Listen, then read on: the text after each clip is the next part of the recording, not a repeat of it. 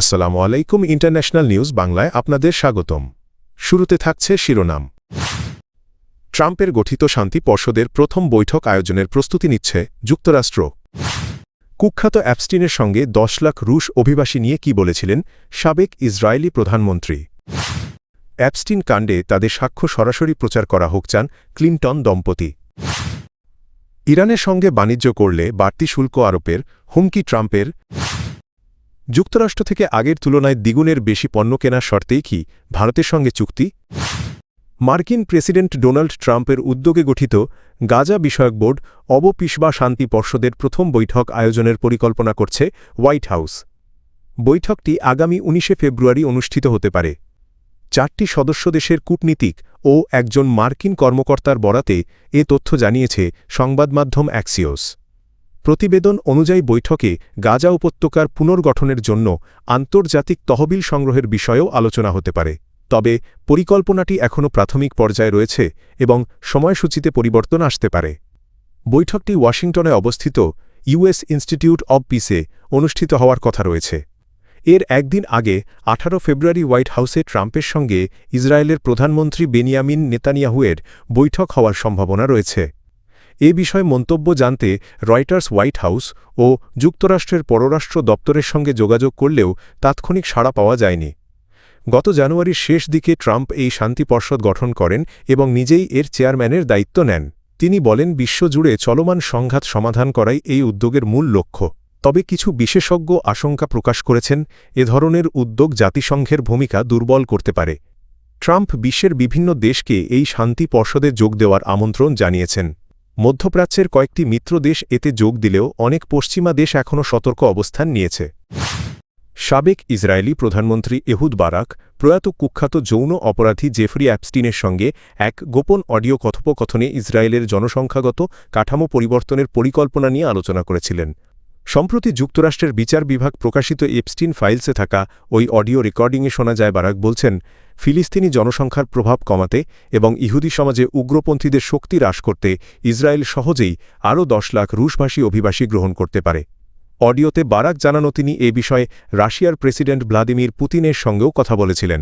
তার মতে অতীতের তুলনায় এখন ইসরায়েল অভিবাসী গ্রহণে আরও বাছাই করতে পারবে এবং তথাকথিতমান নিয়ন্ত্রণ কার্যকরভাবে বাস্তবায়ন করা সম্ভব। রেকর্ডিংয়ে ইসরায়েলের অভ্যন্তরীণ সামাজিক বিভাজনের চিত্র উঠে এসেছে।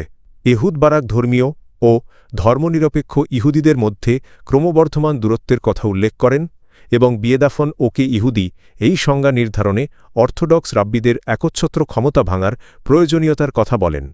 অডিওতে উত্তর আফ্রিকা ও আরব দেশ থেকে আসা সেফার্দি ইহুদিদের বিষয়ে বারাকের অবমূল্যায়নমূলক মন্তব্যও শোনা যায়, যা ইসরায়েলের ভেতরে দীর্ঘদিনের জাতিগত ও শ্রেণীভিত্তিক বৈষম্যের ইঙ্গিত দেয়। দণ্ডপ্রাপ্ত যৌন অপরাধী জেফরি অ্যাপস্টিনের সঙ্গে সম্পর্ক নিয়ে মার্কিন কংগ্রেসে সাক্ষ্য দিতে যাচ্ছেন যুক্তরাষ্ট্রের সাবেক প্রেসিডেন্ট বিল ক্লিনটন ও তাঁর স্ত্রী সাবেক পররাষ্ট্রমন্ত্রী হিলারি ক্লিনটন। তবে রুদ্ধদ্বার কক্ষে নয়বরং জনসমক্ষে এই সাক্ষ্য প্রচারের দাবি জানিয়েছেন ক্লিনটন দম্পতি। তাদের আশঙ্কা গোপন শুনানি হলে রিপাবলিকানরা বিষয়টিকে রাজনৈতিক উদ্দেশ্যে ব্যবহার করতে পারে।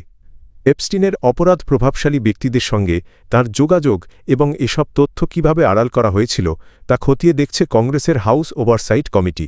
এই কমিটি ক্লিনটন দম্পতিকে সাক্ষ্য দেওয়ার নির্দেশ দেয়।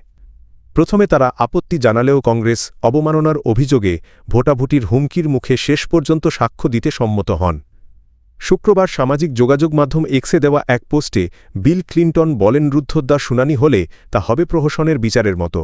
তাঁর ভাষায়, আসুন খেলা বন্ধ করি এবং জনসমক্ষে সঠিকভাবে শুনানি করি। হিলারি ক্লিনটনও একই অবস্থান নেন। তিনি বলেন, আপনারা যদি রাজনৈতিক লড়াই চান তবে তা প্রকাশ্যেই হোক। তিনি আরও জানানো তারা যা জানানো তা আগেই কমিটিকে জানানো হয়েছে। এদিকে ডেমোক্র্যাটরা অভিযোগ করেছেন রিপাবলিকানরা এই তদন্তকে রাজনৈতিক অস্ত্র হিসেবে ব্যবহার করছে। তাদের দাবি সাবেক প্রেসিডেন্ট ডোনাল্ড ট্রাম্পের সঙ্গেও অ্যাপস্টিনের দীর্ঘদিনের সম্পর্ক ছিল, কিন্তু তাকে এখনও সাক্ষ্য দিতে ডাকা হয়নি। ইরানের সঙ্গে বাণিজ্য অব্যাহত রাখা দেশগুলোর ওপর অতিরিক্ত শুল্ক আরোপের হুমকি দিয়েছেন যুক্তরাষ্ট্রের প্রেসিডেন্ট ডোনাল্ড ট্রাম্প। শুক্রবার এই বিষয়ে একটি নির্বাহী আদেশে সই করেছেন তিনি। আদেশে শুল্কের নির্দিষ্ট হার উল্লেখ না থাকলেও উদাহরণ হিসেবে 25% শুল্ক আরোপের কথা বলা হয়েছে। এতে বলা হয় যে সব দেশ সরাসরি বা পরোক্ষভাবে ইরান থেকে পণ্য বা সেবা গ্রহণ করে সেসব দেশের পণ্যের ওপর যুক্তরাষ্ট্রে অতিরিক্ত শুল্ক আরোপ করা হতে পারে। এ বিষয়ে ট্রাম্প সরাসরি কোনো মন্তব্য না করলেও এয়ারফোর্স ওয়ানে ফ্লোরিডা যাওয়ার পথে তিনি পুনরায় বলেন ইরানকে কোনোভাবেই পারমাণবিক অস্ত্র অর্জন করতে দেওয়া হবে না।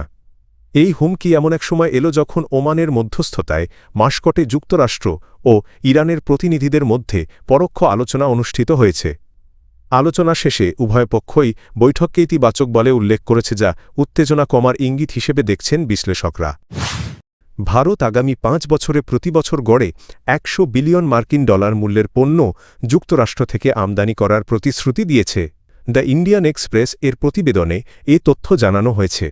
এই আমদানির মধ্যে থাকবে উড়োজাহাজ প্রযুক্তিপণ্য, মূল্যবান ধাতুজ্বালানি তেল, পারমাণবিক পণ্য এবং কৃষিজাত সামগ্রী।